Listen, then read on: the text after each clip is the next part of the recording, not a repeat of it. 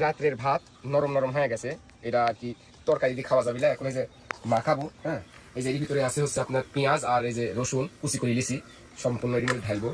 একটু রসুন আর পেঁয়াজ একটু বেশি করে দিছি, বুঝতে পারছেন। একটু নুন দিব, নুন দিলাম। এটা শুকনা মরিচ ভাজা, শুকনা মরিচ কঠিন একটা ঘিরান আসতেছে সেই রকম। রসুন পেঁয়াজ শুকনা মরিচ তেলে ভাজা। এইবার একটু তেল দিব, সরষার তেল একটু বেশি করে দিই। একবারে সেরকম বানাই ফেলা দিলাম। এখন একটা মাখান দিব, বিসমিল্লাহ।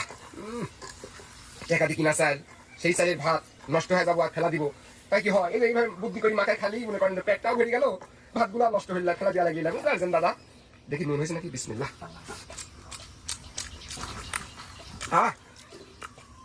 সব কিছু পারফেক্ট হয়েছে দাদা, কি স্বাদ হয়েছে মাখানি ভাত।